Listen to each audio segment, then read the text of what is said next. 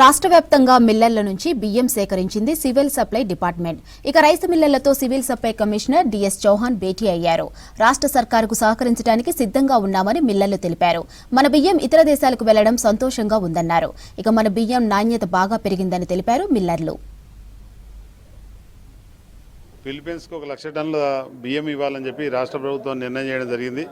మేమందరం కూడా సహకరించడానికి సిద్ధంగా ఉన్నాం. ఫిలిప్పీన్స్కు భారతదేశం నుంచి తెలంగాణ రాష్ట్రం నుంచి రైసు వెళ్ళినట్టయితే ఈ రైసును అక్కడ ఉన్నటువంటి ప్రజలందరూ కూడా మంచిగా రిసీవ్ చేసుకునేటువంటి అవకాశం ఉంది.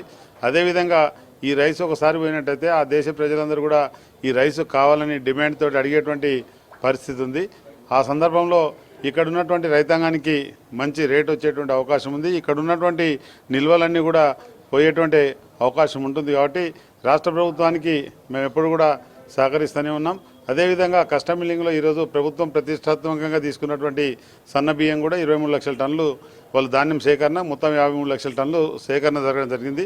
దీనికి కూడా ఇప్పటికే సుమారు 5 లక్షల టన్నుల ధాన్యం మిల్లింగ్ చేసి కూడా మేము ఇవ్వడం జరిగింది.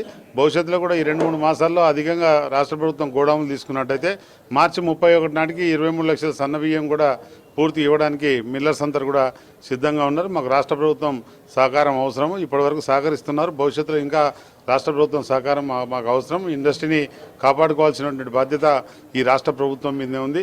అదేవిధంగా ఇండస్ట్రీ ఉంటేనే రైతులకు మేలు జరుగుతుంది. కాబట్టి అటు రైతులు బాగుండాలి, ఇటు ఇండస్ట్రీ బాగుండాలి అనే నినాదంతో మేము ఎప్పుడు ముందుకెళ్తూ ఉంటాం. ప్రభుత్వం నుంచి మాకు ఆ సహకారం కావాలని చెప్పేసి కూడా మేమందరం కూడా కోరుకుంటా ఉన్నాం.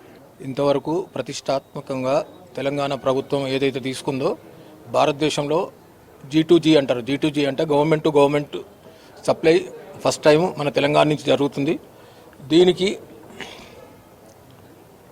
రాష్ట్ర ప్రభుత్వం ప్రతిష్టాత్మకంగా తీసుకుంది కాబట్టి గవర్నమెంట్కు ఏ పరిస్థితిలో కూడా రైస్ మిల్లర్స్ ఎప్పుడు అండగా ఉంటుంది. కాబట్టి మాకు జరిగే ప్రొక్యూర్మెంట్లో 150 లక్షల టన్నుల ధాన్యం ప్రొక్యూర్మెంట్లో 1 లక్ష టన్నులు ఇవ్వడానికి మా సంఘం ఏకగ్రీవంగా తీర్మానం చేసి తప్పకుండా సప్లై చేస్తామన్నది.